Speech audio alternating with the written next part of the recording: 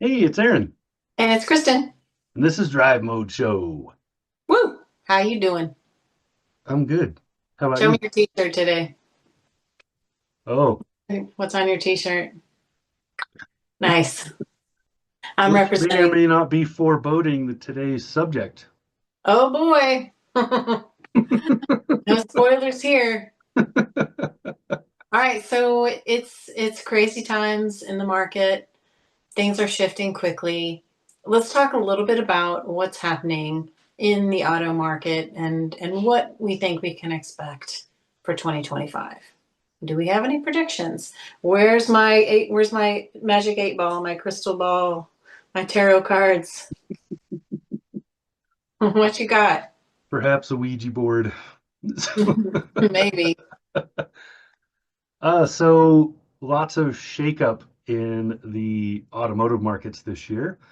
A lot of them just having to do with consumers and their overall thoughts on what's happening market wise, especially as the economy kind of who knows what, right? So, with the on again, off again tariffs and the high price of automotive, right now the average purchase price is still over $48,000. Um, all of those things, plus people just generally not being very bullish on what's going to happen as far as the economy this year, means that sales are probably going to be down. That's my prediction. Yeah, I think that the uncertainty and the wild swings are going to affect sales. I agree with you. And dealers that I talked to, I did an article on this last week. Dealers are proceeding cautiously. They're trying to figure out, should they be concerned? Do they need to worry about it? And I think they're all kind of proceeding with at least a measure of caution. Yeah. Um, I think we'll see okay sales, or um, at least a hold on sales, so they won't go down too much in bread and butter vehicles. So those are the vehicles that people buy because they need a vehicle. Um, and those are kind of like uh, the Nissan Rogues and the Toyota Camrys and stuff of the market. So those are the vehicles that people buy because they need to have a vehicle. Um, Otherwise, I think we're going to see a fair amount of dipping. We're going to see I don't think we're going to see I think it was about 17 million last year, 16 million in sales or in total volume. I don't think we're going to see that number again this year. Yeah, I don't think we will either. And I think, there was a lot of panic, I think late last year, yeah, late last year about whether the EV market was declining rapidly. And I don't think that's necessarily okay. I think it's plateaued. All Mhm. of the early adopters have bought the EVs that they want to start, and now it's going to even out a little bit more. As regulations ease on EVs and the requirements, cafe standards, we'll see how that relates. I think we're already seeing some of that effect with Kia, for instance, has decided to hybridize more. And of course, Toyota was always very bullish about hybrids over EVs, and that may have turned out to be the smart move on their part.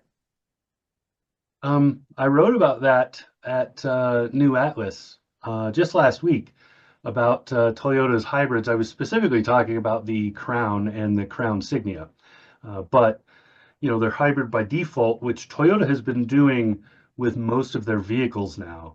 And uh, I got a lot of pushback because there are a lot of EV proponents that, electric vehicles are it, and if you're not making that, you're gonna die or whatever. But I think they're wrong because same reasons, just exactly what you said with I think EVs have kind of hit a slowly growing plateau. So they're still going to grow, but not nearly at the rate they have been up to this point, because all the early adopters have already happened, and most of the people who are interested in them are not, they're kind of balking at that price tag that's associated. And that's not going to change anytime soon. Yeah, the EVs do have a reputation for being expensive, even though there have been a few coming onto the market, like the Volvo EX30, that was under 40 for sure, maybe even under 30. They're really trying to make them more affordable. Hmm. And with trucks like Tello or others that are coming up under the 30,000 mark, EV trucks as well. But the dealer, I talked to one dealer here in Austin, and they've had a dealership for like 100 plus years. And his point was, throughout the generations of my family owning dealerships, we've gone through the Great Depression, we've gone through the Great Recession, we've been through all these ups and downs, COVID, 9/11. You just have to be prepared to ride the wave. So there's no sudden moves. They're not going to change things drastically, but they're going to be conservative about what they do. And if the tariffs cause a big spike to the dealers, they're going to have to pass on to the consumers. They're not Hmm. operating out of the goodness of their hearts, right? The consumers are going to pay the price if that comes back around.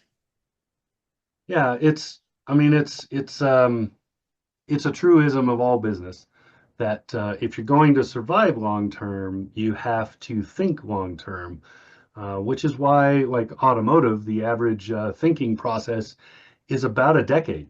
Automakers aren't thinking about 2026 right now, they're thinking about 2035, Yeah, because that's really where they need to be. So it may affect in the short term, but a lot of manufacturers, a lot of people that I've talked to that aren't necessarily auto manufacturers, but they are in the business of making things, and they do have to import in order to do that. A lot of them are saying they're not going to build new factories here uh, to make up for it because most everybody sees this as a 4-year problem. So as soon as the current administration is gone, a new one will come in and all this stuff will probably change. So they're not going to make long-term multi-million dollar or billion dollar decisions based on something that's kind of fickle. Uh, and that's been true for all of our existence. If it's right. a fickle small problem, you just deal with it until it goes away, especially if it's out of your control. So I think that's kind of what's happening here. But I think for the next couple of years, we can really expect to see consumer confidence to be fairly low, which means that we're not going to see the kind of sales figures we've seen for the last post-COVID, when everything was starting to catch up. I think we're going to see another people drawing back and not wanting to invest that kind of money because a vehicle is a lot of money. For most of it, it's the second largest purchase we make, and you're talking years of commitment. You're at 5 and even 7 years of payments on that vehicle. So that's a big decision to be making. I agree. I think I don't think, I mean, just from where we are right this second, it's impossible to know what's going to happen over the next couple of years. Hmm. Right. And that's the point of the dealers that I talk to. They're like, it's too early to really say what we should do, but we're going to operate on the idea that we should be smart about our business. If prices go up a lot for us, it has to go back to the consumer. And it's going to be that kind of cycle. Hmm. And I think we're going to see uh, the sales figures are going to change. So overall, I think we're going to go down. We're not going to have as many. I'm not talking like we're going to go down to half or something like that, but we are going to see a percentage change in the overall market on a downward trend. But I'm not saying it's going to be 50%. It's probably going to be more like 5 or 10%, because cars have been pretty steady. Even during COVID, when they couldn't make them, they still managed to sell 12 million of them. So it's not like the market dies. It's just that it slows down. And then the other issue that consumers are facing is the used car market has not dipped. It's gone down a little bit post COVID, but it has not dipped to be so low below new car sales like it historically was way back in the day, that it's now a viable option. Um, it's not. The average used car is $30,000 right now. That's not a big difference from a new. No, no, and that's great for people who are selling their used cars, but That's tough on the kids who are trying to buy their first Yeah. car, college kids, young professionals who don't have a lot of money. On the flip side, there's also more resources like CarMax, TrueCar. I Mhm. mean, even places like Edmunds and Kelley Blue Book online that allow you to see what your car's worth and what you can buy and what's held its value over the years. Right.